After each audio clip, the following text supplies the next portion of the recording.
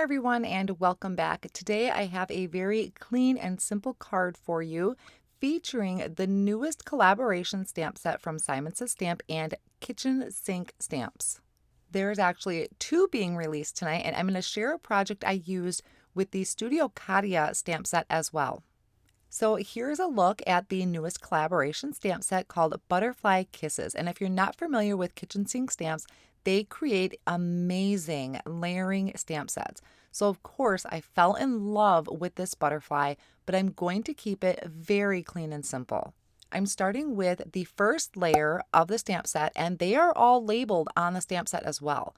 I'm stamping this first one in Heather ink from Simon Says Stamp. Now you see I did get a line in there for my ink pad, so I'm going to stamp it again. And really it's not going to matter a lot because as the layers build up, that's going to kind of hide that line from my ink pad. Now I lined up the second layer of the image and I'm stamping this in Iris ink.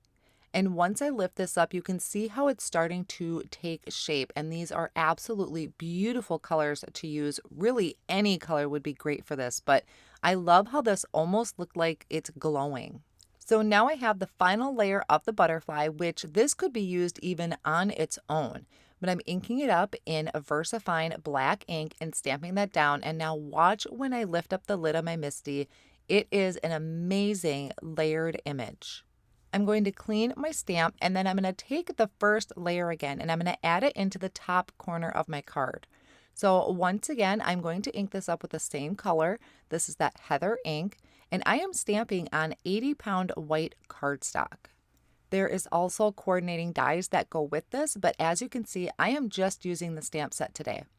Now the second layer, once again, I'm inking up with Iris ink. I'm going to clean off any smudges that I left on the Misti because I don't want to risk getting this on my cardstock. And then I have my final layer of the butterfly, once again, inking it up in the Versafine ink.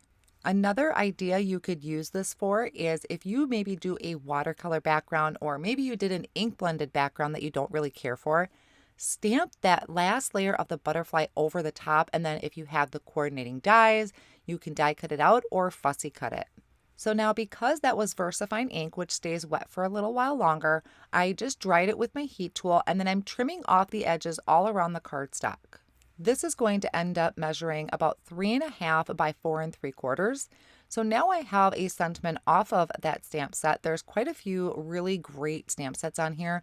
I did the word hugs first. I could have done both sentiments at the same time, but I didn't want to risk one of them being a little crooked, so I did them separately, stamping them both in that Versafine black ink. Now, because this is such a clean and simple card, I decided to layer it up with cardstock cut to the same size as my front panel and add that to a piece of white cardstock cut to 4 1/4 by 5.5. Then I added some of these clear quartz sequins from Gina Designs. Such a beautiful stamp set and can be used for so many different occasions. Also being released tonight is the exclusive stamp set from Studio Katia over at Simon Says Stamp. These are both while supplies last and only available at Simon Says Stamp. I am sharing more information about this card and my butterfly card over on my blog, which I will have linked down below in the video description, along with the supplies used. I hope you enjoyed today's video inspiration. Thank you so much for stopping by.